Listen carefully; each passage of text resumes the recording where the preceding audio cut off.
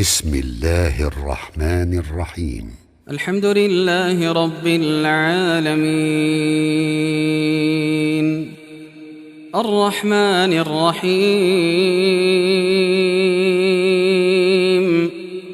مالك يوم الدين إياك نعبد وإياك نستعين اهدنا الصراط المستقيم صراط الذين أنعمت عليهم غير المغضوب عليهم ولا الضالين.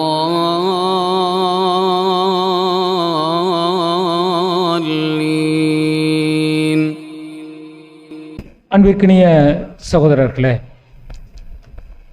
மிக முக்கியத்துவம் வாய்ந்த ஒரு சந்திப்பில் நாமெல்லாம் அமர்ந்திருக்கின்றோம். உலகத்தின் பெரும்பாலான கூட்டங்கள் இந்த உலக இன்பத்திற்காக செலவு செய்யக்கூடிய தருணத்தில் இறைவன் என் மீது சுமத்தப்பட்ட பணியை தெரிந்து கொள்ள வேண்டும், அந்த பொறுப்புகளை உணர்ந்து செயல்பட வேண்டும் என்கின்ற துய்ய உள்ளத்தோடு நாமெல்லாம் இங்கு அமர்ந்திருக்கின்றோம். அதற்கான கூலியை அல்லாஹு தஆலா முழுமையாக கொடுக்க வேண்டும் என்கின்ற அந்த பிரார்த்தனையோடு படைத்த ரப்புல் ஆலமீன் இந்த அமானிதத்தை நான் வானத்திடம் ஒப்படைக்கின்றேன், பூமியிடம் ஒப்படைக்கின்றேன், மலைகளிடம் ஒப்படைக்கிறேன் என சொன்ன பொழுது அவர்களெல்லாம் அதை மறுத்துவிட்டு அந்த அமானிதத்தை மனிதர்கள் ஏற்றுக்கொண்டார்கள் என்று ரப்புல் ஆலமீன் சொல்கின்றான். அப்ப இறைவனிடத்தில் ஒரு அமானிதத்தை மனிதர்கள் பெற்றிருக்கிறார்கள். அந்த அமானிதம் என்னவென்று சொன்னால், படைத்த ரப்புல் ஆலமீன் எந்த ஜீவராசிக்கும் கொடுக்காத ஒரு பகுத்து அறிவு, சிந்தித்து அறியக்கூடிய ஒரு ஆற்றலை ரப்புல் ஆலமீன் கொடுத்திருக்கின்றான். அந்த சிந்தித்து அறியக்கூடிய ஆற்றல் தான் அல்லாஹு தஆலா அமானிதம் என்று சொல்கின்றான். அப்ப அல்லாஹ்வுடைய படைப்பு இந்த பூமியில் நிறைந்திருக்கிறது.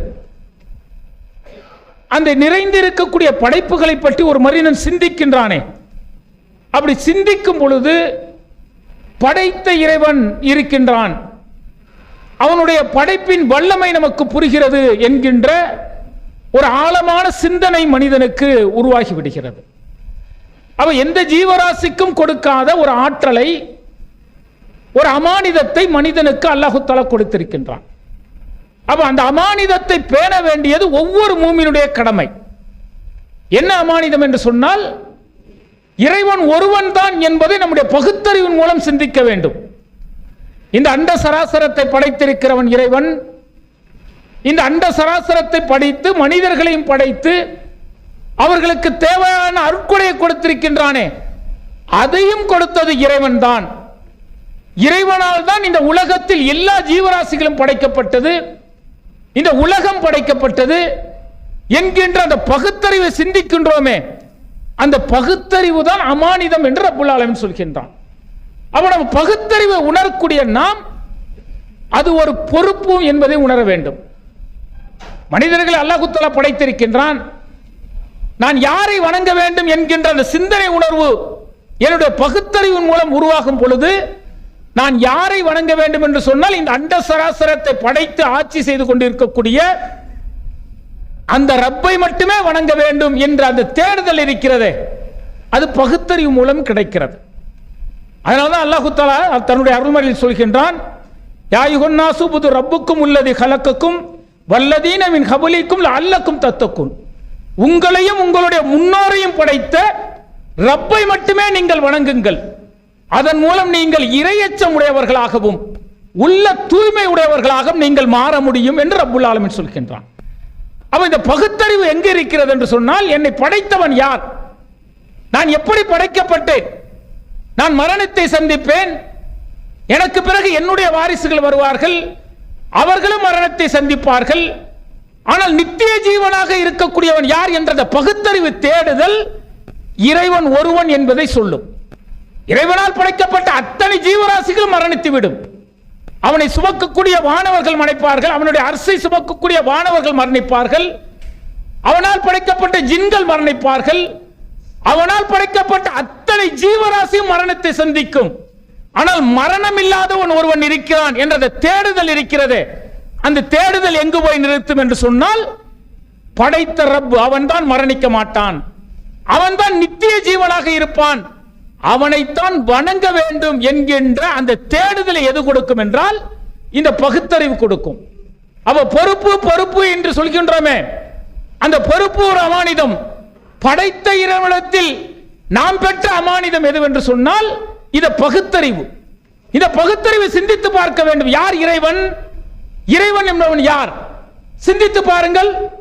இறைவன் யார் என்று சொன்னால் இந்த அண்ட சராசரத்தை மட்டும் படைக்கவில்லை, அவனால் படைக்கப்பட்ட ஏராளமான அற்புதங்களை பற்றி சிந்தித்து பாருங்கள். இறைவன் இருக்கின்றான் என்ற பேர் உண்மையை நமக்கு உணர்த்தும். வானத்தை, உங்களுடைய வானத்தை, உங்களுடைய கழுத்தை வானத்தை நோக்கி உயர்த்தி பாருங்கள். வட்டமிட்டுக் கொண்டிருக்கிறதே பறவை, அது சில நேரம் இறக்கை அசைத்து அசைத்து பறக்கிறது, ஆனால் சில நேரம் அசைக்காமல் பறக்கிறது. எப்படி முடிகிறது? அங்கு ஒரு ஆற்றல் இருக்கிறது. அந்த ஆற்றல் தான் இறைவனின் வலிமை என்று ரப்புல் ஆலமீன் சொல்கின்றான். இந்த அண்ட சராசரத்தை படைத்து ஆட்சி செய்யக்கூடிய ரப்புல் ஆலமீன் சொல்கின்றான், ஒவ்வொரு படைப்பிலும் என்னுடைய ஆற்றல் இருக்கிறது, நான் யார் என்பதை உணர்த்தக்கூடிய அந்த செய்தி அதில் அடங்கி இருக்கிறது என்கின்றான். அப்ப ஒவ்வொரு மனிதனுக்கும் எது பொறுப்பு என்று சொன்னால் சிந்திக்கக்கூடிய ஆற்றல் இருக்குல்ல, இந்த சிந்திக்கக்கூடிய ஆற்றல் ஒவ்வொரு மனிதனின் பொறுப்புங்கிறான். இன்றைக்கு நாமெல்லாம் இஸ்லாத்தில் இருக்கின்றோம், இஸ்லாத்தில் இல்லாதவர்கள் இருக்கிறார்கள். யாருமே அவருக்கு உபதேசம் செய்யவில்லை, படைத்த ரப்பை பற்றி சொல்லவில்லை, யார் இறைவன் என்பதை பற்றி சொல்லவில்லை, மறுவை பற்றி எச்சரித்து அவரை நேர்வழிப்படுத்தவில்லை. அப்ப அவருடைய நிலைமை என்ன? அல்லாஹ் தஆலா சொல்றான், சிந்தித்து பாருங்கள்ங்கிறான். நான் உனக்கு பகுத்தறிவை கொடுத்திருக்கின்றேனே, அந்த சிந்தனை உனக்கு வேலை செய்ய வேண்டும்ங்கிறான். நீ ஒரு கல்லை வணங்கினாயோ மண்ணை வணங்குகின்றாயோ அது உனக்கு ஒன்றும் செய்யாது என தெரியும் பொழுது உன்னுடைய பகுத்தறிவு வேலை செய்யுது இல்லையா? அப்படி பகுத்தறிவு வேலை செய்ய வேண்டிய கடமை இருக்கிறது இல்ல, அந்த கடமை தான் பொறுப்புங்கிறார் ரப்புல் ஆலமீன். அப்ப ஒவ்வொரு மனிதனும் பகுத்தறிவாக சிந்தித்து தன்னுடைய அந்த மார்க்க பணியை செய்ய வேண்டும். யார் இதை செய்கின்றார், எப்படி நடக்கிறது, எதனால் நடக்கிறது என்று சிந்திக்கும் பொழுது இறைவன் யார் என்கின்ற அந்த பேர் உண்மை புரிகிறது என்று சொல்கின்றான். அப்ப அல்லாஹ்ட்ட ஒரு அமானிதத்தை நாம் பெற்றிருக்கின்றோம். இந்த அமானிதத்தை பற்றி பெரும்பாலானவர்கள் சிந்திப்பதில்லை. ஆனால் ரப்புல் ஆலமீன் இந்த அமானிதத்தை பற்றி சிலருக்கு உபதேசமாக சொல்கின்றான். அந்த உபதேசத்தை சொல்வதற்கு ரப்புல் ஆலமீன் என்ன செய்கின்றான்? தூதர்களை தேர்வு செய்கின்றான். அந்த தூதர்களை தேர்வு செய்து அந்த நேர்வழியை அவர்களுக்கு கொடுக்கின்றான். அந்த நேர்வழி இருக்கிறதே, அந்த நேர்வழியை அவர்கள் பின்பற்றும் காலமெல்லாம் அவர்கள் வழி தவற மாட்டார்கள், தடமாற மாட்டார்கள், கவலைப்பட மாட்டார்கள். ஃபைம்மா யாத்தி என்னக்கும் மின்னி ஹுதன் ஃபமன் தபியா ஹுதாயா ஃபலா ஹௌஃபுன் அலைஹிம் வலா ஹும் யஹ்ஸனூன். நேர்வழி என்பது என்னிடத்திலிருந்து நிச்சயமாக உங்களுக்கு வரும். அந்த நேர்வழியை நீங்கள் பின்பற்றும் காலமெல்லாம் நீங்கள் அச்சப்பட மாட்டீர்கள், கவலைப்பட மாட்டீர்கள் என்று ரப்புல் ஆலமீன் சொல்கின்றான். அப்ப ஒரு மனிதன் படைக்கப்பட்டு விட்டான். ஏன் படைத்தேன்? ரப்புல் ஆலமீன் சொல்கின்றான், அல்லதீன ஹலக்கல் மௌத்தல் ஹயாத்தல் யப்லுவக்கும் அய்யுக்கும் அஹ்ஸனு அமலா. உங்களில் அழகிய செயலுக்குரியவர்கள் யார் என சோதிப்பதற்காக நான் உங்களுக்கு மரணத்தை கொடுத்திருக்கின்றேன், வாழ்வை கொடுத்திருக்கின்றேன். இந்த மரணத்திற்கும் வாழ்வுக்கும் இடைப்பட்ட காலம் இருக்கிறதே, அதில் நீங்கள் எப்படி வாழ வேண்டும் என்கின்ற வழிகாட்டுதல் எங்கு இருக்கிறது என்று சொன்னால் நான் கொடுத்த நேர்வழி இருக்கிறதே, அருள்மறை வேதம் இருக்கிறதே, அந்த வேதத்தை நீங்கள் சிந்தித்து பார்க்கும் பொழுது உங்களுக்கு நேர்வழி கிடைக்கும் என்று ரப்புல் ஆலமீன் சொல்கின்றான். அப்ப நேர்வழி எங்க இருக்கிறதாம்? நாம் படிக்கக்கூடிய அருள்மறையில் இருக்கிறதாம். அருள்மறையை படிக்கின்றோமே, பொருள் உணர்ந்து படித்திருக்கின்றோமா? சிந்தித்து பாருங்கள். பொறுப்பு என்பது அமானிதம். அந்த அமானிதத்தை உணர்ந்திருக்கக்கூடிய நாம் அல்லாஹ் தஆலா அருள்மறையை கொடுத்திருக்கின்றான். அருள்மறையில் நிறைய இடங்களில் பொறுப்புகளை பற்றி சொல்கின்றான். ஒரு மனிதன் எப்படி வாழ வேண்டும் என்கின்ற அனைத்து வழிகாட்டுதலையும் கொடுத்திருக்கின்றான். அருள்மறையை படித்திருக்கின்றேன், அது என்னுடைய வாழ்வில் பிரதிபலித்திருக்கிறதா? ஒரு மிகப்பெரிய கேள்வி இருக்குல்ல. அருள்மறை கொடுக்கப்பட்டது எதற்காக? மந்திரங்கள் போல ஓதுவதற்காகவா? கிடையாது. அதை ஓத வேண்டும், படிக்க வேண்டும், அது உள்ளத்தில் ஏந்த வேண்டும், என்னுடைய உணர்வு ரீதியாக அதை வெளிப்படுத்த வேண்டும். அதற்குத்தான் அருள்மறை கொடுக்கப்பட்டது. ஆனால் அருள்மறையை படிக்கின்றோமே, என்றைக்காவது இன்று சித்தித்திருக்கின்றோமா? அல்லாஹ் தஆலா அருள்மறையில் சொல்கின்றான், அத்தமுரு நன்னாஸ பில் பிர்ரி வதன்ஸவுன அன்ஃபுஸகும் அன்தும் தத்லுனல் கிதாப அஃபலா தஅகிலூன். அருள்மறையை படித்துக் கொண்டு அடுத்தவருக்கு உபதேசம் செய்யக்கூடிய அடியார்களே, உங்களை நீங்கள் சிந்திக்க மாட்டீர்களா என்று ரப்புல் ஆலமீன் கேட்கின்றான். இதன் ஒரு சாதாரண வசனமா? அருள்மறையை படிக்கின்றோம், அடுத்தவருக்கு உபதேசம் செய்கின்றோம், ஆனால் அந்த உபதேசம் என்னிடத்தில் பிரதிபலித்திருக்கின்றதா, என்னிடத்தில் அது என் வாழ்வில் நடைமுறைக்கு வந்திருக்கிறதா? சிந்தித்து பார்த்திருக்கிறோமா? உபதேசம் செய்யறவங்க, பிறருக்கு சொல்கின்றோமேங்க, அது என்னுடைய வாழ்வில் பிரதிபலித்திருக்கின்றதா என்றைக்காவது நாம் சிந்தித்திருக்கின்றோமா? அருள்மறை வசனம் என்பது எதற்காக? அடியான், ஒரு அல்லாஹ் அடியான் இடத்தில் பேசுகின்றான். ஒரு அடியான் எப்படி நடக்க வேண்டும், அவனுடைய வாழ்க்கை முறைகள் எப்படி இருக்க வேண்டும், அவனுடைய வாழ்வியல் எப்படி இருக்க வேண்டும் என்பதை அல்லாஹ் தஆலா அருள்மறையின் மூலம் நம்மிடத்தில் பேசுகின்றான். அந்த அருள்மறையில் சொல்கிறது, மூமின்களே நீங்கள் அருள்மறையை படிக்கின்றீர்களே, அந்த அருள்மறையை உங்களிடத்தில் உங்களுக்கு அது என்ன பயனை கொடுத்திருக்கிறது என்று ரப்புல் ஆலமீன் கேட்கின்றான். அப்ப நம்ம பொறுப்பை படிக்கின்றோமே, பொறுப்பு வகிக்கின்றோமே, பொறுப்பு வகிக்கக்கூடிய நாம் அருள்மறை சொல்லக்கூடியது என்ன? நாம பொறுப்பு ஏற்றிருக்கிறவங்க, என்னைக்காவது பொறுப்பை ஏற்றுக்கொண்டிருக்கக்கூடிய நாம் கண்ணீர் விட்டு அழுது இருக்கின்றோமா? என்னைக்காவது பொறுப்பை ஏற்றுக் கொடுக்க நான் இரவு நேரத்தின் கடைசி நேரத்தை தேர்ந்தெடுத்து தஹஜ்ஜுத் தொழுகை தொழுதுவிட்டு இரவு நேரத்தில் பாதுகாப்பை தேடி இருக்கின்றேனா? தேடியது கிடையாது. அருள்மறை நமக்கு பலனளிக்கவில்லை. ஓதுகின்றோம், படிக்கின்றோம், வாழ்வில் பிரதிபலிக்கவில்லை. நபிகளார் 40 வயது வரை ஒரு சாதாரண மனிதர், 40 வயதில் தூதராக அல்லாஹ் தஆலா தேர்வு செய்து விட்டான். அன்னை ஹதீஜா ரலியல்லாஹு அன்ஹா அவர்களிடத்தில் வந்து சொல்கிறார்கள், என்னுடைய தூக்கம் போய்விட்டது, என்னுடைய கண்கள் உறங்குகிறது, உள்ளம் உறங்கவில்லை. ஏன் சொன்னாங்க? நான் 40 வயது வரை ஒரு தனி மனிதன், ஆனால் 40 வயதில் நான் தூதராக நியமிக்கப்பட்டு விட்டேன். இறைவனிடத்திலிருந்து வகி வருகிறது, அந்த வகியை மக்களுக்கு சொல்ல வேண்டுமே என்கின்ற மிகப்பெரிய பொறுப்பு என் மீது சுமத்தப்பட்டிருக்கிறது. அந்த பொறுப்பை உணர்ந்ததால் நபிகளாருடைய நாவுகள் என்ன சொல்கிறது? என்னுடைய கண்கள் உறங்குகிறது, என்னுடைய உள்ளம் உறங்கவில்லை என்று நபிகளார் சொன்னார்கள் என்று சொன்னால், பொறுப்பை பற்றி நாம் எந்த அளவுக்கு சிந்தித்திருக்கின்றோம்? பொறுப்பை ஏற்றுக்கொண்டிருக்கின்றோமே, இந்த பொறுப்பு ஒரு அமானிதம் என்பதை விளங்கி கொண்டிருக்கின்றோமே, அந்த அமானிதத்திற்கு எந்த அளவிற்கு மகத்துவம் கொடுத்திருக்கின்றோம்? நபிகளார் அவர்கள் பதர் போர்க்களம், எல்லோரும் உறங்கிவிட்டார்கள், நபிகளார் மட்டும் தேம்ப தேம்ப அழுது இறைவனிடத்தில் பிரார்த்தனை செய்து கொண்டிருக்கிறார்கள். அபூபக்கர் ரலியல்லாஹு அன்ஹு அவர்கள் வருகிறார்கள், அல்லாஹ்வின் தூதரே, போதும் போதும் நிறுத்துங்கள், உங்களுடைய கோரிக்கை அல்லாஹ் தஆலா கபூலாக்குவான். இந்த கூட்டத்தை நீ அழித்து விட்டால் இந்த உன்னை வணங்குவதற்கு இந்த பூமியில் ஆள் இருக்காது என இறைவனிடத்தில் கையேந்தி பிரார்த்தனை செய்யும் பொழுது அபூபக்கர் ரலியல்லாஹு அவர்கள் சொல்கின்றார்கள், போதும் போதும் நிறுத்துங்கள், உங்களுடைய பிரார்த்தனை அல்லாஹ் தஆலா ஏற்றுக்கொள்வான். நபிகளார் கேட்டார்கள், என்ன காரணம்? ஒரு மிகப்பெரிய ஏகத்துவத்தை சொல்வதற்கு படைக்கு தளபதியாக நிற்கக்கூடிய அந்த தருணத்தில், அந்த போரை நடத்தக்கூடிய தருணத்தில் நபிகளார் அவர்கள் ஏகத்துவத்தை சொல்வதற்கு இந்த கூட்டம் அழிந்து விட்டது என்று சொன்னால், உன்னை வணங்குவதற்கே ஆள் இருக்காதே, அந்த நிலை ஏற்பட்டு விடக் கூடாது என்று இறைவனிடத்தில் பிரார்த்தனை செய்தார்கள் என்றால், நான் என்ன பிரார்த்தனை செய்திருக்கின்றேன்? என்னுடைய வாழ்வில் அத்துவா ஹுவல் இபாதா, பிரார்த்தனை ஒரு வணக்கம் என்று ரப்புல் ஆலமீன் சொல்கின்றானே, அந்த பிரார்த்தனையில் நான் மற்ற மக்களுக்காக நான் என்ன செய்திருக்கின்றேன்? அவர்கள் நேர்வழி பெறுவதற்காக பிரார்த்தனை செய்திருக்கின்றேனா? அந்த நேர்வழி பெற்றவர்கள் இறுதி வரை அவர்கள் ஏகத்துவத்திலே பயணிக்க வேண்டும் என்று என்னுடைய பிரார்த்தனையில் அவர்கள் சேர்த்திருக்கின்றேனா? பொறுப்புகளை வகிக்கின்றேன், பொறுப்புகளை வகிக்கின்றேனே, அந்த பொறுப்பு அமானிதம் என்பதற்கு அடுக்கடுக்கான உபதேசங்கள் என்னுடைய உள்ளத்தில் விழுகிறதே, என்னுடைய செவிகளில் கேட்கிறதே, நான் பிரதிபலித்திருக்கின்றேனா? சிந்தித்து பார்க்க வேண்டும். பொறுப்பு அமானிதம். நபிகளார் அவர்கள் மரணித்து விட்டார்கள், யார் அடுத்த கலிஃபாவாக ஏற்பது? யார் அடுத்த இமாம்? யார் பொறுப்பேற்க போகிறார்? எல்லோரும் பேசிக் கொள்கிறார்கள். அபூபக்கர் ரலியல்லாஹு அவர்களை நியமிக்கிறார்கள். அபூபக்கர் ரலியல்லாஹு அவர்கள் என்ன சொன்னார்கள் தெரியுமா? நான் பொறுப்பை விரும்பவில்லை, நீங்கள் எல்லாம் பொறுப்பை என் மீது கொடுத்து சுமத்திருக்கிறீர்கள். நான் சரியாக நடந்தால் எனக்கு நீங்கள் ஒத்துழைப்பு கொடுங்கள். நான் தவறு செய்தேன் என்று சொன்னால் என்னை திருத்துவக்கூடிய மிகப்பெரிய பொறுப்பு உங்களிடத்தில் இருக்கிறது என்று அபூபக்கர் அவர்கள் சொன்னார்கள் என்று சொன்னால் பொறுப்பு ஒரு அமானிதம் என்பதை உணர்ந்தார்கள். அதன் பிறகு உமர் அவர்கள் வருகிறார்கள். உமர் அவர்கள் சொல்கிறார்கள், கூபாவில் ஒரு ஆடு தண்டிக்கப்படுகிறது, அநியாயமாக அதற்கு நீதி வழங்கப்படுகிறது என்று சொன்னால் அதற்கும் பதில் சொல்ல வேண்டிய இடத்தில் நான் இருக்கிறேன். ஏன்? நான் பொறுப்பாளின்னாங்க. நபிகளார் அவர்கள் அப்படித்தான் பொறுப்பாளிகளை உருவாக்கினார்கள்.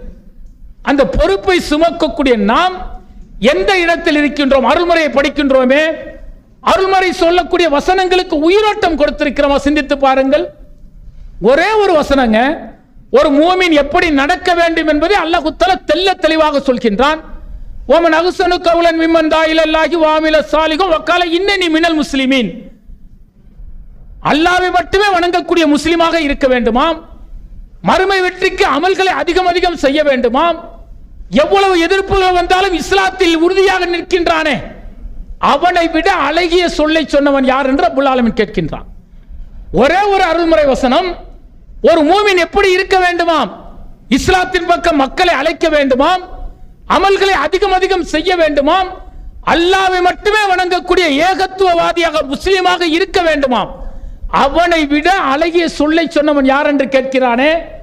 இந்த அருள்மறை வசனத்துக்கு நாம் உயிரோட்டம் கொடுத்திருக்கின்றோமா? சிந்தித்து பாருங்கள். பொறுப்பு வகிக்கின்றோம், அந்த பொறுப்பு ஒரு அமானிதம் என்பதை உணராமல் பொறுப்பை ஏற்றுக்கொண்டிருக்கின்றோம். அதனால்தான் நபிகளார் அவர்கள் சொன்னார்கள், அபூதர் அவர்கள் கேட்கின்றார்கள், எனக்கு பொறுப்பு கொடுக்க கூடாதா என்று. அப்போது நபிகளார் சொல்கின்றார்கள், பொறுப்பு என்பது அமானிதமானது, நீயோ பலகீனமானவன். பொறுப்பு என்பது அமானிதமானது. இந்த பொறுப்பு குறித்து மறுமை நாளில் உன்னிடத்தில் கேள்வி கேட்கப்படுமே, அதற்கு அஞ்சிக்கொள், கை சேதப்பட்டு நிற்க வேண்டிய நிலை வரும் என்று எச்சரித்தார்கள். என்றால் பொறுப்பு அவ்வளவு பெரிய அமானிதமானதுங்கிறாங்க. மிக கவனமாக இருக்க வேண்டும். அந்த பொறுப்பை ஏற்றிருக்கக்கூடியவர்கள் மிகப்பெரிய அமானிதத்தை என்னிடத்தில் இறைவன் ஒப்படைத்திருக்கின்றான், அந்த அமானிதத்திற்கு நான் என்ன பதிலை சொல்ல போகின்றேன் என்கின்ற அந்த எண்ண உணர்வு மனிதர்களுக்கு வர வேண்டும். நாம இருக்கிறவங்க பொறுப்பு வகிக்கிறோம், 10 ஆண்டுகள் ஆகிவிட்டது, 15 ஆண்டுகள் ஆகிவிட்டது, ஏகத்துவத்தில் என்ன வெற்றியை கண்டுவிட்டோம் பாருங்கள். மிகப்பெரிய மகிழ்ச்சி எப்போது தெரியுமா? ஒரு பள்ளிவாசலை கட்டிவிட்டால். மிகப்பெரிய மனநிறைவு எப்போது தெரியுமா? பள்ளிவாசலில் மக்கள் நிரம்பிவிட்டால். இதுதான் மூமின் மீது கடமையா? ஒரு பள்ளிவாசலை கட்டுவது, பள்ளிவாசலில் மக்களை நிரப்பி விட்டால் ஒரு ஏகத்துவ பணி நிறைவடைந்து விட்டதா? அப்ப லட்சோப லட்ச மக்கள் இணை வைத்துக் கொண்டிருக்கின்றார்களே, இறைவனின் வல்லமை புரியாமல் இருக்கின்றார்களே, படைத்த ரப்பை பற்றி அவனுடைய கருணை தெரியாமல் இருக்கின்றார்களே, அவன் வைத்திருக்கக்கூடிய அந்த நரகத்தை பற்றி அவர்கள் அச்சமில்லாமல் இருக்கின்றார்களே. யார் சொல்வது இது? ஒரு கூட்டம் இருக்குங்கிறார் ரப்புல் ஆலமீன். குன்தும் ஹைர உம்மத்தின் உக்ரஜத்தில் லின்னாசி, நன்மையை ஏவி தீமையை தடுக்கக்கூடிய ஒரு கூட்டம் இருக்குமே, அந்த கூட்டம் இந்த பூமியில் சீர்திருத்த பணியை செய்யும் காலமெல்லாம் இந்த பூமிக்கு அழிவே கிடையாதுங்கிறார் ரப்புல் ஆலமீன். அப்படிப்பட்ட ஒரு மகத்துவமான பணியை நாம் செய்கின்றோமே, அந்த பணி என்ன? ஒரு பள்ளிவாசலை கட்டுவதா? ஒரு பள்ளிவாசலை கட்டி மக்களை நிரப்புவதா? இந்த பூமியில் இணை வைக்கக்கூடிய ஒரு மனிதன் இருக்கும் காலமெல்லாம் அவனுக்கு ஏகத்துவத்தை சொல்லணுமேங்க, இணை வைக்கக்கூடிய விபரீதத்தை சொல்ல வேண்டுமே. கேட்டா என்ன பதில் வருகிறது? சொல்லிவிட்டோம், தளர்ந்து போகிறார்கள். எவ்வளவு நாள் சொல்வது? அசந்து போகிறார்கள். சொல்லி சொல்லி மாந்து விட்டோம், மக்கள் வரவில்லையே, என்ன செய்வது என்கிறார்கள். நபிகளார் அப்படித்தான் கஷ்டப்பட்டார்கள், துயரப்பட்டார்கள். எந்த அளவிற்கு தெரியுமா? இரவு பகல் பாராமல் மக்களிடத்தில் பிரச்சாரம் செய்கிறார்கள்.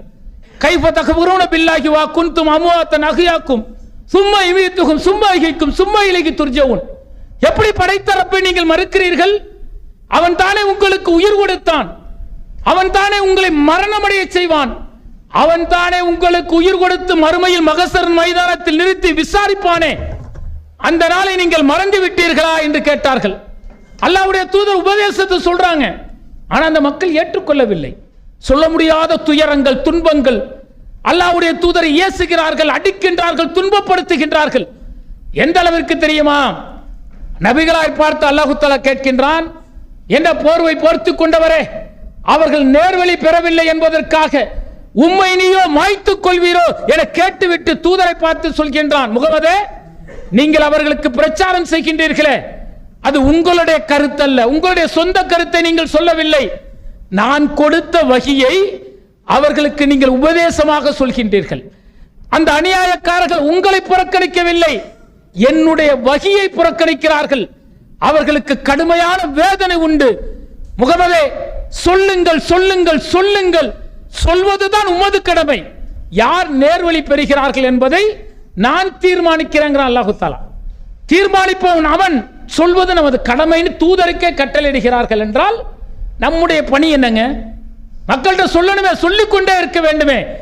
என்னுடைய இறுதி மூச்சு செல்லும் வரை, நான் சக்கராத்து நிலையை அடையும் வரை நான் பெற்ற அந்த ஏகத்துவத்தை பிற மக்களுக்கு சொல்ல வேண்டுமே, அதுதான் என் மீது கடமை.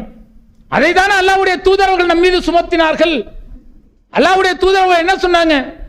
நான் உங்களிடத்தில் மார்க்கத்தை முழுமையாக சொல்லிவிட்டேன், வந்திருக்கக்கூடிய மக்களே, வராத மக்களிடத்தில் இந்த மார்க்கத்தை சொல்லுங்கள், அவர்கள் உங்களை காட்டிலும் இந்த மார்க்கத்தில் மிக நேர்த்தியாக பயணிப்பார்கள். சொல்வது உமது கடமை. நாங்களே சொல்லணும்ல, சொல்லிக்கொண்டே இருக்க வேண்டும். பொறுப்பு சுமைதாங்க, ஆனால் எப்படி இருக்க வேண்டும் தெரியுமா? அதை சுகமாக அனுபவிக்க வேண்டும். நீங்க நம்ம சினிமா நடிகர் பொறுப்பை சுமக்கல, ஒரு அரசியல் கட்சியுடைய பொறுப்பை நாம் சுமக்கவில்லை. என்னை படைத்து எனக்கு தேவையான அருட்கொடையை கொடுத்த என்னுடைய ரப்பு என் மீது சுமத்திய பணி. நான் உயிரினும் மேலாக, என்னுடைய உறவினர்கள் சொத்து சுகங்களை விட மேலாக நான் நேசிக்கின்ற நபிகளார் அவர்கள் என் மீது சுமத்திய பணி. அந்த பணியை நான் செய்கிறேன் என்றால் எப்படி செய்யணும் தெரியுமா? ஒரு தாய் தன்னுடைய குழந்தை மீது பாசம் வைப்பாலே, அதை காட்டிலும் பன்மடங்கு இந்த பொறுப்பின் மீது பாசம் வைக்க வேண்டும். நேசிக்கவில்லை என்றால் செயல்பட முடியாது. நீங்கள் நேசம் இல்லை என்று சொன்னால், இந்த பொறுப்பின் மீது ஆசை இல்லை என்று சொன்னால் நம்மால் செயல்பட முடியாது. எப்படி ஆசை இருக்கணும் தெரியுமா? நான் ஒரு குடும்பத்துக்கு தலைவனாக இருக்கும் பொழுது எனக்கு 10 நன்மைகள் என்னுடைய குடும்ப உறுப்பினருக்கு சொல்லும் பொழுது என்னை அல்லாஹ் தஆலா ஜமாத்தின் தலைவராக தேர்ந்தெடுத்து விட்டான். இப்போது இருக்கக்கூடிய லட்சோப லட்ச மக்களுக்கு நான் பொறுப்பாளி. அந்த மக்களுக்கு பிரச்சாரம் செய்யும் பொழுது எனக்கு கிடைக்கக்கூடிய நன்மையின் எண்ணிக்கை கோடான கோடி நன்மையை தருவானே, இது இறைவனின் ஆட்டத்தால் கிடைத்தது. இறைவன் எனக்கு இந்த பொறுப்பை கொடுத்திருக்கின்றான். அந்த பொறுப்பை உணர வேண்டும். உணர்ந்து செயல்படுங்கள். ஒரு வண்டியில போறோம், டூ வீலர்ல, திடீர்னு ஒரு ஆக்சிடென்ட் ஆயிருது, அடித்து அப்படியே ரத்தம் துடி துடிக்க அந்த உயிர் பறிகிறது, போகிறது, மனமெல்லாம் பாரமாகி விடுகிறது. நமக்கு என்னடா இப்படி ஆயிடுச்சு அப்படிங்கிறோம். திடீர்னு ஒரு குழந்தை நெருப்பி பட்டு கொண்டு தீக்காயங்களோடு ஓடுகிறது, கண்கள் எல்லாம் குளமாகி விடுகிறது. ஐயோ, குழந்தை நெருப்புல பட்டுருச்சு, துடி துடித்து போறோம்ல. ஒரு மனிதன் உயிர் போகுது, ஒரு மனிதன் நெருப்பில் காயப்படுவது நமக்கு மிகப்பெரிய நமக்கு கவலையை தருகிறதே. அந்த மனிதன் மறுமையில் படைத்த இறைவனுக்கு இணை துணையை கற்பித்தால், படைத்த ரப்புக்கு மாற்று தெய்வங்களை அவன் வணங்கினான் என்று சொன்னால் நரகத்தின் அடித்தட்டில் கிடப்பானே. அவனுக்கு மரணம் இல்லாத வேதனை உண்டே, மீண்டும் மீண்டும் வேதனைகள் கொடுக்கப்படுமே. அவனை பற்றி அக்கறை வேண்டாமா? அவனை பற்றி ஒரு நேசம் வேண்டாமா? அந்த நேசம் நபிகளாரிடத்தில் இருந்தது. தன்னுடைய உம்மத்து இப்படி போகின்றார்களே, என்னை புறக்கணிக்கின்றார்களே, நேர்வழியை விட்டு வழி தவறி செல்கின்றார்களே, நேர்வழி பெற்றவர்கள் வழிமாறி போகின்றார்களே, நபிகளார் கவலைப்பட்டார்களே. அந்த கவலை நமக்கு வேணாமா? இந்த உலகம் அற்பமானது. உமல் ஹயாத்தி துனியா இல்லா மத்தாவுல் குரூர், அற்பத்திலும் அற்பங்கிறார் ரப்பல் ஆலமீன். எல்லோரும் மரணித்து விடுவோம். உலக வாழ்வு சோதனை. நான் சோதனையில் என்ன வெற்றி பெற்றிருக்கிறேன் சிந்தித்து பாருங்கள். நபிகளார் அவர்கள் மரணித்து விட்டார்கள். அபூ ஹுரைரா ரலியல்லாஹு அன்ஹு அவர்கள் அதிக ஹதீஸை அறிவித்த நபித்தோழர். நபிகளார் அவர்கள் மரணித்த பிறகு தன்னுடைய தோழர்களோடு பேசிக் கொண்டிருக்கின்றார். தோழர்களோடு பேசிக் கொண்டிருக்கும் பொழுது அவருக்கும் அந்த தோழருக்கு இடையே மிகப்பெரிய ஒரு கருத்து வேறுபாடு வந்து விடுகிறது. அப்போது அபூ ஹுரைரா அவர்கள் என்ன சொல்கிறார்கள் தெரியுமா? நான் இனி ஒருபோதும் மக்களுக்கு பிரச்சாரம் செய்ய மாட்டேன், நான் ஒருபொழுதும் இனிமேல் மக்களுக்கு மார்க்கத்தை சொல்ல மாட்டேன். கோபித்துக் கொண்டு வீட்டுக்கு வந்து விடுகிறார்.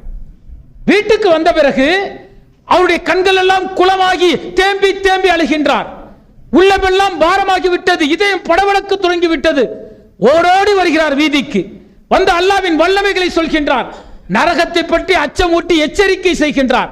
படைத்த ரப்பை பற்றி அவர்களுக்கு ஆர்வம் ஊட்டுகின்றார். தோழர்களுக்கு ஒரே ஆச்சரியம். நம்மோடு சண்டையிட்டு சென்றார், இனி யாருக்கும் பிரச்சாரம் செய்ய மாட்டேன் என சென்றார். சென்ற தோழர் மீண்டும் வந்து உபதேசம் செய்கின்றாரே, என்ன காரணம் என கேட்கலாம் என அவரிடத்தில் போகிறார்கள். அபூ ஹுரைரா அவர்களே, என்ன காரணத்திற்காக நீங்கள் மீண்டும் வந்து பிரச்சாரம் செய்கின்றீர்களே, என்ன காரணம் என கேட்கிறார்கள். அப்போது அபூ ஹுரைரா அவர்கள் சொல்கிறார்கள், நான் மக்களிடத்தில் பிரச்சாரம் செய்ய மாட்டேன், ஒருபோதும் மக்களுக்கு உபதேசம் செய்ய மாட்டேன் என சொல்லிவிட்டு சென்றது நிஜம்தான். வீட்டிற்கு சென்று விட்டேன்ல, சென்ற பிறகு என்னுடைய உள்ளத்தில் ஒரு அருள்மறை வசனத்தை அல்லாஹ் தஆலா ஞாபகப்படுத்தினான். அந்த அருள்மறை வசனம் என்னுடைய உள்ளத்தில் ஞாபகத்துக்கு வந்த பிறகு என்னுடைய உள்ளமெல்லாம் பாரமாகி விட்டது, கண்கள் எல்லாம் குளமாகி விட்டது. நான் மறுமையில் கைதப்பட்டு நின்று விடக் கூடாதே, அதற்காக ஓடோடி வந்து நான் பிரச்சாரம் செய்தேன் என சொல்லிவிட்டு அபூ ஹுரைரா அவர்கள் சொல்கின்றார்கள், அது என்ன வசனம் தெரியுமா? இன்னல்லதீன யஹ்துமூன மா அன்ஜல்னா மினல் பய்யினாத்தி வல் ஹுதா. யார் அல்லாஹ்வுடைய நேர்வழியும் அல்லாஹ்வுடைய அத்தாட்சிகளையும் அருள்மறையின் மூலம் தெரிந்து கொண்டு அதை யார் பிற மக்களிடத்தில் சொல்லவில்லையோ அவர்களை அல்லாஹ் தஆலா சபிக்கின்றானாம். அல்லாஹ் மட்டும் சபிக்கலையாங்க, அல்லாஹ்வினால் படைக்கப்பட்ட கோடான கோடி வானவர்களும் சபிக்கின்றார்களாம். சுப்ஹானல்லாஹ், அப்படியே பயந்து போயிட்டேங்கறாங்க, உள்ளம் பாரமாகிட்டேங்கறாங்க, கண்கள் குளமாகி விட்டதுன்னாங்க. ஒரே ஒரு அருள்மறை வசனம். யார் அல்லாஹ்வுடைய அத்தாட்சிகளையும் நேர்வழியும் தெரிந்து கொண்டு அருள்மறையின் மூலம் தெரிந்து கொண்டு அதை பிறருக்கு சொல்லவில்லையோ அவர்களை அல்லாஹ் தஆலா சபிக்கின்றான் என்கின்ற ஒரு வசனம் அவரை ஆட்டம் காண செய்தது என்று சொன்னால் 6666 வசனங்களை நாம் படிக்கின்றோமே, என்ன உயிரோட்டம் கொடுத்திருக்கின்றோம் சிந்தித்து பாருங்கள். என்ன செய்திருக்கின்றோம்? பொறுப்பு அமானிதம், பயப்படுறோம். பொறுப்புல இருந்தா மக்கள் கேள்வி கேட்பார்களே, என்ன பொறுப்பு சுமக்கின்றோம்? இறைவன் கொடுத்த பொறுப்பு இல்ல, இறைவன் என் மீது சுமத்திய பொறுப்பை கொடுக்கின்றோம், சுமக்கின்றோமே, அது நேசிக்கக்கூடிய ஒன்றுதானே. இது நேசத்திற்குரிய ஒரு செய்தி. மறுமையில் படைத்த இறைவன் அர்ஷின் நிழலில் தங்களுடைய அடியார்களை வைக்கக்கூடிய ஒரு அற்புதமான பொறுப்பு இது. அந்த பொறுப்பின் மகத்துவம் என்ன தெரியுமா? ஒரு மனிதன் எதற்காக தொழுகின்றான், எதற்காக ஜக்காத்து கொடுக்கிறான், எதற்கு நற்காரியங்கள் செய்கின்றான்?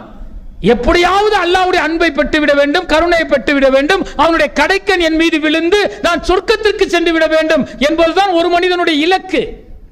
ஆனால் பொறுப்பாளிகளுக்கு என்ன மகத்துவம் தெரியுமா? இந்த மகத்துவத்தை ஒரு மனிதன் தெரிந்து கொண்டால், அல்லாஹ்வுடைய அடியான் புரிந்து கொண்டால், அவனால் செயல்படாமலே இருக்க முடியாது. என்ன மகத்துவமான பொறுப்பு என்ன தெரியுமா? மறுமை நாளில் அல்லாஹ் தஆலா அர்ஷில் அமர்ந்திருப்பானாம். அப்படி அர்ஷில் அமர்ந்திருக்கும் பொழுது வலபுறம் என்ன செய்வான்? ஒளியாலான இருக்கைகளை போடுவானா, வரிசையா போட்டுருவானா. அப்படி போட்டு இந்த பூமியில் எந்த ஒரு பொறுப்பாளராக இருந்தாலும் சரி, அவன் குடும்பத்திற்கு பொறுப்பாளராக இருந்தாலும் சரி, நாட்டுக்கு பொறுப்பாளராக இருந்தாலும் சரி, அந்த பொறுப்பை உணர்ந்து அவன் செயல்பட்டு இருந்தால் அவனை அல்லாஹ் தஆலா மறுமையில் அழைத்து அந்த ஒளியாலான இருக்கையில் தன்னுடைய வலபுறத்தில் அமர வைத்து அவர்களுடைய கரங்களை ஒளிமிக்க கரங்களாக மாற்றுகின்றானாம். சுப்ஹானல்லாஹ், எவ்வளவு பெரிய மகத்துவம்! நாம பொறுப்பு ஏற்கிறோமே, பொறுப்பு ஏற்றுக் கொண்டிருக்கின்றோமே. இன்னைக்கு லட்சோப லட்ச நிர்வாகிகள், லட்சோப லட்ச மக்கள் இன்றைக்கு இந்த உலக ஆதாயம் எங்களுக்கு அற்பமானது, நாங்கள் பொறுப்பு ஏற்றிருக்கின்றோம், நாங்கள் பெற்ற ஏகத்துவத்தை பிறருக்கு சொல்கின்றோம் என்பதற்காக எல்லாவற்றையும் இழந்து நிற்கிறார்கள். எதற்கு தெரியுமா? இந்த மகத்துவத்திற்குத்தான். அல்லாஹ்வின் வலபுறம் அமைக்கக்கூடிய ஒரு அற்புதமான வாய்ப்பை அல்லாஹ் தஆலா கொடுக்கின்றானே பொறுப்பாளிகளுக்கு, அது மகத்துவமானது இல்ல. நான் ஒரு ஏகத்துவவாதியை உருவாக்கி விடுகின்றேன், ஒரு இஸ்லாத்தில் ஒரு நபரை இணைத்து விடுகின்றேன், அவன் உலக அழிவு நாள் வரை அந்த குடும்பம் இந்த இஸ்லாத்தில் பயணிக்குமே, இணை வைக்காமல் இருக்குமே, அந்த நன்மையின் ஒரு பகுதி எனக்கு கிடைக்கிறது. இதுதானே அல்லாஹ் தஆலா நம் மீது அமானிதம் என்று சொல்கின்றான். பகுத்தறிவாக சிந்தித்து பாருங்கள், பகுத்தறிவாக ஏகத்துவ கொள்கையை மக்களிடத்தில் சொல்லுங்கள். அதை சொன்னார்கள் இப்ராஹிம் அலைஹிஸ்ஸலாம் அவர்கள். நம்ம ஒரு காலகட்டத்தில் ஒரு செயல் திட்டத்தை எடுக்கிறோம், எதற்காக? சும்மாவா? ஆதாயம் தேடுவதற்காக, மக்களை திரட்டுவதற்காக. மாநாடு இன்றைக்கு மாவட்டம் முழுவதும் தமிழகம் நடக்கிறது. சட்டமன்ற தொகுதிகளை பெறுவதற்கா அல்லது வக்ஃபோர்டு பதவியை பெறுவதற்கா? கிடையாது. மாநாடு ஒன்றை அறிவிக்கிறோம் என்று சொன்னால் அந்த மாநாட்டை இலக்காக கொண்டு லட்சோப லட்ச தமிழ் பேசக்கூடிய மக்களிடத்தில் இந்த ஏகத்துவத்தை சொல்கின்றோமே, அதற்கான பிரச்சார களம் அது. இப்ராஹிம் அலைஹிஸ்ஸலாம் செயல் திட்டத்தை எடுத்தவங்க ஒரு பகுத்தறிவாதி, ஒரு இளைஞர் எப்படி இருக்க வேண்டும், பகுத்தறிவால் எப்படி ஏகத்துவ கொள்கையை மக்களிடத்தில் சொல்ல வேண்டும். இப்ராஹிம் அலைஹிஸ்ஸலாம் செயல் திட்டத்தை 10 மாத செயல் திட்டங்களாக பிரித்து கொடுத்தோமே. பொறுப்பாளியாக இருக்கக்கூடிய நான் என்ன செய்திருக்கிறேன்? உங்களே நீங்கள் சிந்தித்து பாருங்கள். இப்ராஹிம் அலைஹிஸ்ஸலாம் அவருடைய செயல் திட்டம் எல்லாம் இருக்கிறது. ஏகத்துவம் இருக்கிறது, இறைவனுக்கு கட்டுப்படக்கூடியது இருக்கிறது, இறைவனிடத்தில் பிரார்த்தனைக்கு எந்த அளவு முக்கியத்துவம் கொடுத்தார்கள் இருக்கிறது, குடும்ப வாழ்வு இருக்கிறது, எல்லாம் இருக்கிறது. எத்தனை அவரிடத்தில் கொண்டு சேர்த்தேன்? சிந்தித்து பாருங்கள். பொறுப்பு அமானிதம் மறுமை நாளில் கேட்கப்படும். 10 லட்சம் ரூபாய் 10 கோடி ரூபாய் என்ற ஒருவர் கொடுத்து விட்டால் மனம் பதவதைக்கிறது. பொறுப்பு பாதுகாத்து அமானிதத்தை கொடுக்க வேண்டும் என்ற நினைப்பு இருக்கிறது. ஆனால் பொறுப்பு அமானிதம் ரப்புல் ஆலமீன், நான் பெற்ற அந்த பொறுப்பை உணர்ந்து செயல்பட்டு இருக்கின்றேன். சிந்தித்து பாருங்கள். 10 மாசம் கடந்துருச்சுங்க, வந்துவிட்டது. மார்ச்சோடு பிப்ரவரியோடு 10 மாத செயல் திட்டங்கள். என்னுடைய மாவட்டத்தில் எத்தனை நபர்களுக்கு ஏகத்துவத்தை சொல்லி இருக்கின்றேன். இப்ராஹிம் அலைஹிஸ்ஸலாமுடைய இல்லற வாழ்வை பற்றி, இனிய இல்லற குடும்பத்தை பற்றி நான் எப்படி மக்களிடத்தில் சொல்லி இருக்கின்றேன்? சிந்தித்து பாருங்கள். சொல்லி இருக்கின்றோமா? கஷ்டமா இருக்கு.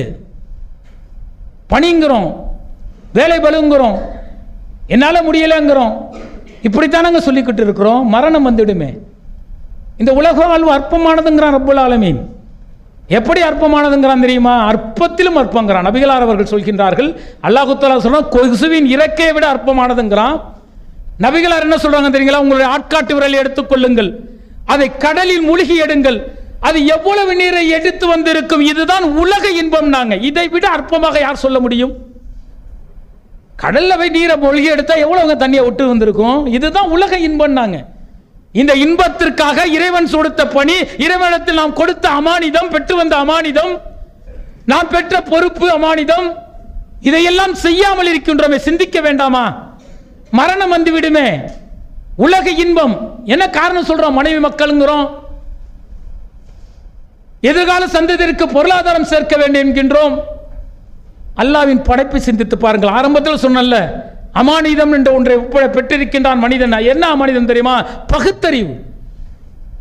இன்னைக்கு கும்பகோணத்தில் ஒரு 10 வீடு வச்சிருக்கிறேன், ஒரு 5 பிசினஸ் பண்றேன், ஒரு 50 லட்சம் ரூபாய் மாச வருமானம். மனம் தாங்கவில்லை. உள்ளம் படியே பார்த்தீங்கன்னா இன்பத்தால் குதூகலிக்கிறது. நான் தான் மிகப்பெரிய செல்வந்தர் என்று நினைக்கின்றேன். அல்லாஹ் கொடுத்த அத்தனை படிகளையும் உரம் தள்ளுகின்றேன். செய்ய முடியாது, என்னால் இயலாது. தொழில் இருக்கிறது, மனைவி மக்கள் இருக்கிறார்கள், நான் கஷ்டத்தை என்னுடைய சந்ததியினர் படக்கூடாது என்பதெல்லாம் நம்முடைய உள்ளத்தில் அப்படியே பார்த்தீங்கன்னா பல்வேறு வஸ்வாசை உருவாக்குகிறது. அல்லாஹ்வின் படைப்பை சிந்திங்கள். என்ன அல்லாஹ்வின் படைப்பு? நான் 10 வீடு வச்சிருக்கிறேன், 50 லட்சம் ரூபாய் வருமானம் ஈட்டுறேனே. அல்லாஹ்வுடைய படைப்போடு ஒப்பிட்டு பாருங்கள். அல்லாஹ் என்ன சொல்றான் தெரியுமா? அறிவியல் என்ன சொல்கிறது தெரியுமா? நாம் வாழ்றவங்க பூமி, நாம் பார்க்கிறோமே சூரியன். இந்த சூரியன் போல 4000 சூரியன் வானத்தில் வட்டமிடுகிறதாம். ஒரு சூரியன் இல்லையா, 4000 சூரியன் வானத்தில் வட்டமிடுகிறதாம். அந்த 4000 சூரியனில் ஒன்றைத்தான் நாம் பார்க்கிறோம். அந்த சூரியனை வட்டமிடிய கோள்களில் 9 கோள்களில் ஒன்று பூமி. அந்த பூமியை ரப்புல் ஆலமீன் எப்படி படைத்திருக்கின்றான்? 3 மடங்கு நீர் பரப்பு, 1 மடங்கு நிலப்பரப்பு. அதுவும் முழுசா கிடையாது. 3 மடங்கு நீர், 1 மடங்கு நிலம். அந்த நிலத்தை 224 நாடுகளாக பிரிக்கப்பட்டிருக்கிறது. அதில் ஒரு நாடு இந்தியா. இந்தியாவில் 30 மாநிலங்கள், அதில் ஒரு மாநிலம் தமிழ்நாடு. தமிழ்நாட்டில் 40 மாவட்டம், அதில் ஒரு மாவட்டம் தஞ்சாவூர் மாவட்டம். அதில் எத்தனையோ நகராட்சி, அதில் ஒரு நகராட்சி கும்பகோணம். அந்த நகராட்சியில் பல நூறு பேரூராட்சிகள், பல நூறு ஊராட்சிகள், பல நூறு வார்டு. அந்த ஒரு வார்டில் 5 வீடு வச்சிருக்கிறேன், ஒரு 50,000 வருமானம் ஈட்டுறேன். ஆனா என்னுடைய உள்ளம் என்ன சொல்கிறது? நான் தான் மிகப்பெரிய செல்வந்தன், நான் தான் மிகப்பெரிய கோடீஸ்வரன், எல்லாம் எனக்கு இருக்கிறது நினைக்கின்றோம். அல்லாஹ்வுடைய படைப்பு எவ்வளவு அற்பத்திலும் அற்பம் இல்லையா? நிரந்தரமாயுது. அழித்து விடுங்கிறான் ரப்புல் ஆலமீன், அழிக்கப்பட்டுடுங்கிறான். காட்டான், நம்ம உணர்வதில்லை. இன்னல்லாஹ் அஸ்தரா மினல் முஃமினீன அன்ஃபுஸஹும் அம்வாலஹும் பிஅன்னலஹும் ஜன்னா. நான் தான் உங்களுக்கு உயிரை கொடுத்திருக்கின்றேன், நான் தான் உங்களுக்கு பொருளாதாரத்தையும் கொடுத்தேன். அதை கேட்கும் போதெல்லாம் நீங்கள் தருவதற்கு தயாரான ரப்புல் ஆலமீன் கேட்கிறான். இன்றைக்கும் கேட்கின்றான். கொடுக்கக்கூடிய கூட்டத்தை நம் கண்முன் காட்டுகின்றான். இன்னைக்கு பாலஸ்தீன லட்ச மக்கள் அழிந்து கொண்டிருக்கின்றார்களே, பச்சிலம் குழந்தையிலிருந்து நடக்க முடியாத மூதாட்டி வரை இன்றைக்கு அந்த குண்டுகளுக்கு அடி சிதைந்து செல்கின்றார்களே. காரணம் என்ன? உலக ஆதாயமா? அல்லாஹ்வுடைய ஆலயத்தை காப்பது ஜிகாத் என்று அல்லாஹ் தஆலா சொல்கின்றானே. தன்னுடைய உயிரை இழப்பதற்கு, மண்ணை காப்பாற்றுவதற்காக தியாகம் செய்கின்றார்களே. ஒரு கூட்டம் நமக்கு காட்டும் அல்லாஹ் தஆலா இந்த வசனத்துக்கு உயிரோட்டம் கொடுக்கிறார்கள். கொரோனா வந்தது, கோடான கோடி மக்கள் வீதியில் வந்தார்கள், லட்சோப லட்சம் மக்கள் மரணித்தார்கள். பணம் வைத்திருந்தவெல்லாம் வெறுட்டு காகிதம் என வீழ்ச்சி எறிந்தான். மரணம் வருங்கிறான் அல்லாஹ் தஆலா. இந்த கேரளாவில் காலை இரவில் தூங்கியவர்கள் விழித்தார்களா? மண் சரிவு பட்டு மடிந்து போனார்களே, மரணம் வருங்கிறான் ரப்புல் ஆலமீன். மனிதன் சிந்திப்பதில்லை. அற்பமான வாழ்வு, மரணித்து விடுவோம். ஆனால் நான் மரணத்து பிறகும் எனக்கு நிறைவான நன்மையை தரக்கூடியது நான் பெற்ற ஏகத்துவம், நான் இறைவனிடத்தில் பெற்ற அமானிதம், என் மீது சுமத்தப்பட்ட அந்த பொறுப்பு, அது இறைவனின் நாட்டத்தால் கிடைத்தது என்று உணர்ந்து நாம் செயல்படும் பொழுது ஒரு மகத்துவமான வாழ்வு மறுமையில் இருக்குங்க. அதற்காகத்தான் மனிதன் படைக்கப்பட்டான். அதனால தான் அந்த பகுத்தறிவு என்கின்ற அமானிதத்தை நம் மீது சுமத்தினான். சிந்தித்துக்கணும். நான் மரணித்து விடுவேன், ஆனால் என்னுடைய உயிர் உள்ளவரை இந்த ஏகத்துவத்தை பிற மக்களிடத்தில் சொன்னேன் என்ற அந்த நிறைவு இருக்குல்ல, அது சக்கராத்து நிலையில் தெரியும் உங்களுக்கு. மறுமை நாளில் மகசர் மைதானத்தில் மண்டியிட்டு நிற்கும் பொழுது நம்மிடத்தில் குறிப்பேடு கொடுக்கப்படும். புரட்டி புரட்டி பார்ப்போம், ஒரே நன்மைகளாக இருக்கும். யா அல்லாஹ், நான் என்ன செய்தேன், எதற்கு இந்த நன்மை? ரப்புல் ஆலமீன் சொல்வான், நீ எப்படி இருந்தாய் இந்த பூமியில், எப்படி வாழ்ந்தாய், நீ பெற்ற ஏகத்துவத்தை, உனக்கு பட்ட கஷ்டங்களை எல்லாம் துயரங்களை எல்லாம் பொறுத்து கொண்டு நீ மக்களுக்கு பிரச்சாரம் செய்தாயே, அதனுடைய மகத்துவம் என்று சொல்வானே, அந்த மகத்துவம் மறுமையில் கிடைக்குமே. அதற்காக எதையும் இழப்பதற்கு நாம் தயாராக வேண்டும். இப்ராஹிம் அலைஹிஸ்ஸலாம் செயல் திட்டத்தின் இறுதி வடிவம் தஞ்சை வடக்கு மாவட்டத்தின் சார்பில் ஒரு மிகப்பெரிய மாநாடு. நாம் எல்லாம் கொஞ்சம் வெட்கப்படணுங்க. தஞ்சை, நானும் தஞ்சை தான். ஏன் தெரியுமா? ஏகத்துவத்தின் கோட்டை தஞ்சை மாவட்டம், ஏகத்துவத்தின் எழுச்சி தஞ்சை மாவட்டம். தமிழ்நாடு தௌஹீத் ஜமாத் மாநாடுகள் அறிவிக்கிறாங்க. முதலில் அறிவிக்கக்கூடிய மாவட்டமாக தஞ்சை இருக்க வேண்டும். கடைசி அறிவிச்சிருக்கிறோம். எங்க போனுச்சு? லட்சோப லட்ச மக்களை திரட்டி ஏகத்துவத்தின் கோட்டையாக தமிழகம் இருக்கிறது என்று சொன்ன மாவட்டம் இன்றைக்கு பின்தங்கி நிற்கிறோம். என்ன காரணம்?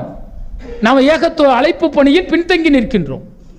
இன்னும் காலம் கெட்டு போகவில்லை, நேரம் போகவில்லை. ஜூன் மாசம் அறிவிச்சிருக்கிறாங்க. ஜூலையா? மே மாசம்? மே மாசமா? மே 3 சில மே 4ஆம் தேதி அறிவித்திருக்கின்றோம். அறிவிக்க போறாங்கன்னு சொல்லுவாங்க, டேட்டு மாவட்டம் அறிவிப்பாங்க. அது மே மாசம் அறிவிக்க போறோம். இருக்கக்கூடிய மாசம் எவ்வளவு? March April. ஒரு மாதம் முழுவதும் நோன்பு போயிடும். அந்த மார்ச் ஏப்ரல் இந்த 2 மாதம், ஒரு மாதம் மட்டும்தான் நம்முடைய பணி இருக்கிறது. அது எப்படி இருக்க வேண்டும் தெரியுமா? பம்பரமாக சுழற வேண்டும். மக்களுக்கு அழைச்சிட்டு மாநாட்டு திடலில் கூட்டுவது நோக்கம் இல்லைங்க. அந்த மாநாடை வைத்து அனைத்து தரப்பு மக்களிடத்திலும் இந்த பிரச்சார களத்தை கொண்டு செல்வதுதான் நமது நோக்கம். போய் சொல்றோம், நேர்வழி பெறல, சொல்லிட்டேங்கிற நிறைவு இருக்குல்ல. மீன் பிடிப்பதற்கு அல்லாஹ் தஆலா தடை விதித்தான். ஒரு கூட்டம் மீன் பிடித்தது, ஒரு கூட்டம் ஒதுங்கி கொண்டது, ஒரு கூட்டம் உபதேசம் செய்தது. ஒரு கூட்டம் கேட்டுச்சு, எனக்கு எதுக்கு இது வேலை வந்தா பிடிக்கிறான்ல, நீ ஏன் உபதேசம் செய்யறப்போ அந்த கூட்டம், அந்த நபர் என்ன சொன்னார்கள் தெரியுமா? எங்களை நாங்கள் காப்பாற்றிக் கொள்ள வேண்டாமா? மறுமையில் கேட்பான்ல, நீ பெற்ற ஏகத்துவம் நீ ஒதுங்கிட்ட, நான் தடுத்தங்கிறத ஒதுங்கிட்டிய, ஒதுங்க நீ அவருக்கு உபதேசம் செய்தாயா என்று கேட்பானே, அதற்காக நாங்கள் செய்கிறோம் என்று சொன்னது இல்லையா? அதுபோல நாம் பெற்ற ஏகத்துவம் இருக்குல்ல, அது நம்மையும் காப்பாற்றும். நாம் பெற்ற ஏகத்துவம் என்றால் இயன்ற அளவிற்கு செய்து விட்டேன். திருமணத்துக்கு விருந்து வைக்கிறோமங்க, கூப்பிடுறோம், திருமண வீட்டுக்கு போகணுங்கிற அடம் பிடிக்கிறோம், ஏதாவது காரணம் சொல்லியாவது போகணும்னு நினைக்கிறோம்ல. என்றைக்காவது சிந்தித்து பாருங்கள், என்னுடைய உறவினர்கள் எல்லாம் அழைத்து ஒரு விருந்து கொடுத்து இந்த ஏகத்துவ பிரச்சாரத்தை அவர்களுக்கு உபதேசமா சொல்லி இருக்கிறோமா? சிந்திச்சு பாருங்க. திருமணத்துக்கு போகணும், மக்களை கூட்டி விருந்து வைக்கணும், விருந்து சுன்னத்துன்னு சொன்னாங்க அப்படின்னு அடுக்கடுக்கான ஆதாரங்களை திரட்டுறோம். அல்லாஹ்வுடைய தூதர் தன்னுடைய உறவினர் அழைத்து பிரச்சாரம் செய்தார்களே. நபி இப்ராஹிம் அலைஹிஸ்ஸலாம் அவர்கள் தன்னுடைய தந்தைக்கு பிரச்சாரம் செய்தார்களே. நம்முடைய குடும்பத்தில் நம்முடைய உறவினர்கள், நம்முடைய தாய் தந்தைகள், நம்முடைய சகோதரர்கள், உற்றார் உறவினர்கள் இணை வைத்துக் கொண்டிருக்கின்றார்களே, இவர்களுக்கு பிரச்சாரம் செய்திருக்கின்றோமா? நாம பிரச்சாரம் செய்திருந்தா நமக்கு ஒரு பள்ளி பத்தாது, தெரியுமா உங்களுக்கு? இந்த பள்ளி 2 அடுக்கு நம்ம நினைக்கிறோம். இந்த நிர்வாகிகள் இருக்கக்கூடியவர்கள் தங்களுடைய உறவினர் வட்டத்தில் 100 நபர்களை பிரச்சாரம் செய்து நேர்வழிப்பட்டிருந்தார்கள் என்றால் 500 பேர் 1000 பேர் தொழலாம் பத்துமா? ஊரில் இருக்க 10,000 பேர் இருப்பாங்களே, அவர்களுக்கு நம்ம சொல்லலை. இதுதான் யதார்த்தம். ஆனால் மனநிறைவு என்ன தெரியுமா? நிறைய கட்டிடம், பள்ளிவாசல் துபாய் பள்ளிவாசல் மாதிரி இருக்குது, ஏசி இருக்குது, எந்த குறையும் இல்லை, ஜென்ரேட்டருக்கு எல்லாம் இருக்குது. எல்லாம் இருந்தால் சொர்க்கமா? அந்த நபருக்கு யார் ஏகத்துவத்தை சொல்வது? அவன் என்னை குற்றவாளியாக நிறுத்துவானே. ஒரு ஏகத்துவவாதிகள் இருந்தார்கள், இணை வைக்கக்கூடிய எதிரான பிரச்சாரத்தை செய்தார்கள், என்னிடத்தில் சொல்லவில்லை என்று இஸ்லாமியனும் இஸ்லாம் அல்லாதவர்களும் நம்மை குற்றவாளியாக நிறுத்திவிட்டால் நம்முடைய நிலை என்ன? சிந்தித்து பார்க்கணும். இல்லை, அவ ஒவ்வொரு மீமின் மீதும் பொறுப்பு சுமத்தப்பட்டிருக்கிறது. இறுதி மூச்சு வரை செய்ய வேண்டும். ஜமாத்தும் இதெல்லாம் கிடையாதுங்க. ஜமாத்துங்கிறதுல எது தெரியுமா? ஒரு கட்டமைப்பு, ஒருங்கிணைந்து செய்வதற்குத்தான். ஒவ்வொரு மூமின் மீதும் பொறுப்போடு செய்யும் பொழுது, நிர்வாகத்தோடு இணைந்து செய்யும் பொழுது ஒருவருக்கு ஒருவர் ஆறுதலாக இருப்பார்கள். நிர்வாகமும் ஒரு கட்டமைப்பு. நீங்கள் நிர்வாகத்தை புறம் தள்ளினீர்கள் என்றால், அமீருக்கு நம்முடைய தலைமைக்கு கட்டுப்படாமல் இருந்தீர்கள் என்றால், நபி வழிக்கு முரணாக நடக்கிறீர்கள். நபிகள் அவர்கள் மக்கால இருக்கும் பொழுது மதீனாவில் ஒரு நிர்வாக கட்டமைப்பை உருவாக்கினார்கள் தெரியுமா? நிர்வாகம் என்பது சுன்னத்து, நீங்க தெரிஞ்சுக்கங்க. அது கட்டமைப்போடு இருக்க வேண்டும். யார் பொறுப்புக்கு வருகிறார்களோ அவர்கள் சொல்வதற்கு கட்டுப்பட்டு இருக்க வேண்டும். குர்ஆன் சுன்னாவிற்கு மாற்றமாக இல்லாத பொழுது அப்போ அந்த பொறுப்பெல்லாம் ஏற்றுக்கக்கூடிய நாம் ஒரு மிகப்பெரிய ஒரு இலக்கை நோக்கி பயணிக்கிறாங்க. அது இன்ஷா அல்லாஹ் வரக்கூடிய அந்த மாநாடு. இந்த மாநாடு திட்டத்தில் நம்மளால் இயன்ற அளவிற்கு நம்ம பிரச்சாரம் செய்து கொண்டே இருப்பாங்க. அப்படியே சொல்லிக்கொண்டே இருக்கும் பொழுது சில வீடியோலாம் பார்ப்போம், அப்படியே தொழுது கொண்டு இருப்பது மரணிப்பார். ஒரு சிலர் பார்த்தீங்கன்னா பயான் பண்ணிக்கிட்டே இருக்க அப்படியே மரணிக்கிறாங்க. அது மாதிரியான மரணம் நமக்கு வேண்டும். அதுதான் மகத்துவமானது. அதுதான் இறைவனின் அன்பையும் கருணையும் பெற்றுத்தரக்கூடியது. அப்படிப்பட்ட மரணத்தை நேசிக்க வேண்டும். அந்த மரணம் எப்போது கிடைக்கும்? அழைப்பு பணியில் இருக்கும்போது தான் கிடைக்கும். அப்போ அழைப்பு பணி என்பது மக்களை காப்பாற்றுவதற்கு, பிறருக்கு உபதேசம் செய்வதற்கு. அப்போ வந்திருக்கக்கூடிய சகோதரர்கள், இந்த மாநாடின் செயல் திட்டங்கள் மிக முக்கியமானதுங்க. மக்கள்கிட்ட அந்த 1 மாத காலம் முழுவதும், நீங்கள் ரமலான் மாதம் முழுவதும் ஏகத்துவ இப்ராஹிம் அலைஹிஸ்ஸலாம் அவருடைய அந்த பிரச்சாரத்தை கொண்டு செல்லுங்கள். அதே போல் அடுத்த மாதம் ஏப்ரல் மாதம் முழுவதும் மக்களிடத்தில் பிரச்சாரத்தை கொண்டு செல்லுங்கள். அதன் பிறகு மாவட்ட மாநாட்டில் மக்களை திரட்டுங்கள். ஒரு மனநிறைவு இருக்கும். அந்த நிறைவோடு நான் எப்பொழுது வேணாலும் பயணிக்கலாம். எப்படி இருக்குன்னு தெரியுமா? நான் ஏகத்துவத்தை சொல்லிட்டேன், நிறைவு இருக்கு. இந்த நேரம் நான் மரணத்தை சந்தித்தாலும் என் மீது சுமத்தப்பட்ட பணியை நான் நிறைவு செய்திருக்கின்றேன் என்கிற அந்த நிறைவு இருக்க வேண்டும். கவலைப்படாதீர்கள், அச்சப்படாதீர்கள். எந்த கஷ்டமும் வராதுங்க ஏகத்துவத்தில் இருக்கும்போது. எந்த கஷ்டமும் வராது அழைப்பு பணியில் இருக்கும்போது, உணர்வு ரீதியாக உணரும் பொழுது. இன்ஷா அல்லாஹ் மிகப்பெரிய அளவிற்கு நீங்கள் மக்கள் திரட்டை கூட்டலாமா? கஷ்டப்படும் பொழுது, வேதனைப்படும் போது அருள்முறை வசனத்தை நீங்கள் படிக்கணும். படிக்கும் பொழுது ஆறுதலாக இருக்குங்க. உணர்வு ரீதியாக படிக்கணும். எப்படி தெரியுமா படிக்கணும்? நான் இறைவனிடத்தில் பேசுகிறேன், இறைவன் என்னிடத்தில் பதிலளிக்கின்றான், அப்படி பேசணும். எனக்கு கஷ்டமா இருக்கு, வேதனையா இருக்கு அப்படின்னு சொல்லுங்க. அல்லாஹ் சொல்லுவோம், அல்லாஹ் தகாஃபு வலா தஹஸனு வபஸிரு பில் ஜன்னத்தில் குன்தும் துஅதுன். நீங்கள் அச்சப்படாதீர்கள், கவலைப்படாதீர்கள். உங்களுக்கு வாக்களிக்கப்பட்ட சோனம் கொடுக்கப்பட்டே தீருங்கிறோம். அந்த சொர்க்கம் இருக்கிறதுல அது மகத்துவமானது. இறுதியாக அந்த சொர்க்கம் எப்படிப்பட்டது தெரியுமா? எந்த கண்களும் பார்த்திராத, எந்த காதுகளும் கேட்டிராத, எந்த உள்ளமும் சிந்தித்திராத, எந்த கண்களும் பார்த்திராதற்கு சொர்க்கம் மிக பிரம்மாண்டமானதாம். எந்த உள்ளமும் சிந்தித்திராத அளவுக்கு சொர்க்கம் மிக அருமையாக இருக்குமாம். எந்த காதுகளும் அதனுடைய வர்ணனையை கேட்டிருக்காத அளவிற்கு சொர்க்கம் மிக பிரம்மாண்டமானது நபிகளார் சொல்லிவிட்டு இறுதியாக என்ன சொன்னார்கள் தெரியுமா? அந்த சொர்க்கத்தில் ஒரு சாட்டை அளவிற்கு இடம் கிடைத்தால் இந்த உலகமும் உலகத்தை காட்டிலும் சிறந்தது. நாங்கள் இதை விட என்ன சொல்லணும்? இந்த உலகமும் உலகத்தை காட்டிலும் சிறந்தது எது? சொர்க்கத்தில் சாட்டை அளவிற்கு இடம் கிடைக்கணும்.